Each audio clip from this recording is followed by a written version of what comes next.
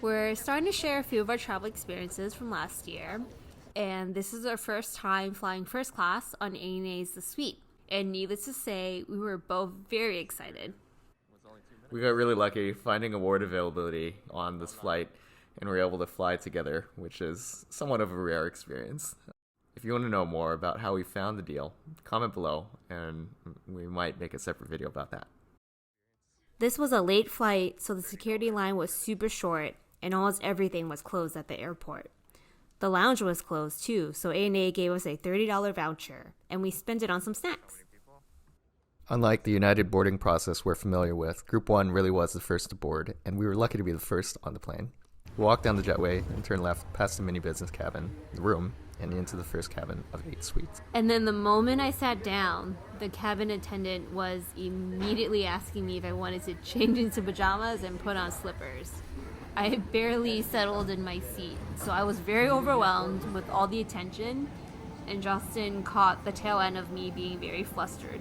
But the seat was huge, spacious enough for us to both sit in one chair, and I can fully extend my legs and there's still extra room. It was so quiet after we boarded because no one else walks through this cabin. There's a mini cabin of 2 rows of business class seats behind, but of course they're not walking through the first class cabin. And there was only one other person on this flight in our cabin, and they were on the other side of the aisle. Sandy's so far away. There's so much space between the seats. You could barely reach each other over the seats. And once we finally settled down a bit, Justin joins me in my seat for some welcome champagne together. And I realized we're able to dilly-dally for so long because we're still waiting for everyone else to board. It's such a strange feeling. But now it's almost time to take off. So I scrambled to find where to put all my stuff in all these storage bins. I really enjoy when planes have the external cameras for passengers to view the runway and takeoff sequence. This one particularly had the nose camera pointing forward and down, and I could watch the full minute and a half of this, but Sandy says we need to speed this up. So with this takeoff, we're going to hyperspeed.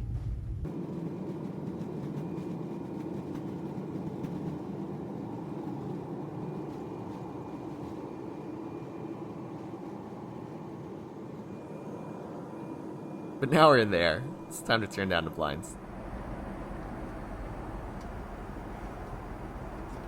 We're on the late night flight, departing after midnight, so the menu only offers small bites. But you can order as many as you want. But more importantly, there's Krug champagne. I'm not really a fan of bubbly wine, but this was actually really enjoyable. It was yeasty, crisp, had taste of stone fruit. And because we have those big seats in the suite, we were able to share a meal together. So we had some appetizers and snacks first, and then we ordered both of our mains. I ordered the Ipuro plantain plant-based ramen, and if you didn't tell me it was plant-based, I wouldn't have been able to tell. And I went for meat, so I got a delicious bowl of braised pork belly with rice. And to finish our meal, I got a nice plate of cut fruit. And while Justin is healthier and eats cut fruit, I go for some Japanese dessert. So we both really enjoy Scotch whiskey, and we definitely had to try the King George V. But being on ANA, of course we had to also get the Hibiki 17. King George has limited availability, so we were happy to get it. Great notes of old dusty whiskey, dunnage, and old sherry. Delicious. And now I'm delirious, incredibly full, and ready to change into pajamas for some sleep. And where do you change into pajamas? The bathroom. And Justin being Justin, he's going to give you a bathroom tour. In first class, we had 2 dedicated lavs to use. The one on the left is a little bit larger for changing, and the crew often directed us to use that one. These have more modern finishes, and the plane's still equipped with the square. Naturally, being a Japanese airline, there's a bidet, a changing platform, and even a foot-operated waste bin. And not just paper towels, but there's disposable hand towels. They were kept impeccably clean throughout the flight. The amenities in first come in a leather Globetrotter branded hard case and contain skincare products from the high-end Japanese brand, the Ginza. And now it's time to climb into bed. Since the cabin was pretty empty, we each got a separate seat made into a bed for us, which basically doubled the amount of space we each had. It felt so fancy. Since these flights from the West Coast are so short, I only took a quick hour to sleep on that very firm bed. Don't forget to open the Gaspers before sleeping, or it might get quite warm. I asked for some matcha then to wake up and try and enjoy this experience a little bit more. They also have these Sony Bluetooth noise-canceling headphones on board, but you do connect with a cable. I have these personally, and it felt so comforting to wear on the plane too. And usually I avoid airline headphones, but I actually wanted to wear these. And no, unfortunately, you can't take these with you, but you can take the pajamas with you. And they're very comfortable and much thicker than the United pajamas. And then the cabin lights turned on, and it's breakfast time. I then chose a Japanese selection for breakfast, which was a full tray with fish, rice, soup, small bites, and natto to balance out the indulgence of the past several hours. So, after I finished breakfast, then I joined Sandy at her seat for some more snacks. And after some snacks, Justin leaves me at my seat and does a seat tour. So, it took me a while, but I finally figured out how to open that seat closet. So there's an iPad-sized mirror for you to check yourself out in flight.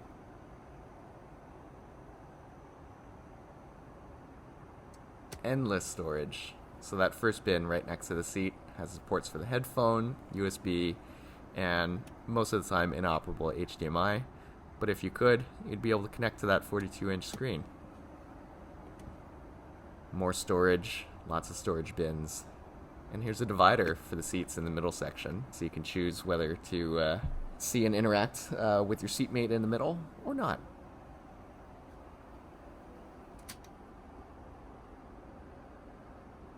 And then lots of in-suite light controls for the amenity lights, the reading lights, and the eating light. So as a recap, did we enjoy it? Hell yes. Is it worth it? We got the see-through points and lucked out on the same flight together. So for us, yes, it was a wonderful experience. Wrapping up the flight of a lifetime, I've never found myself looking for a flight to be longer, but in this case, I really would have loved to have been able to enjoy this for more time. Alas, with less than 9 hours of flight time, it was over. This was by far the best flight I've had a chance to experience in my life.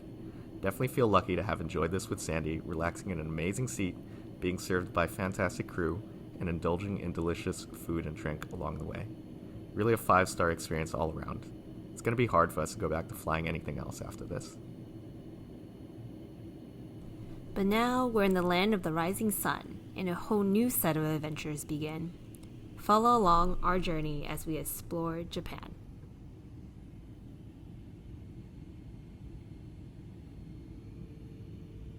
And now I'm delicious. No, I'm not delicious. Sandy is delicious.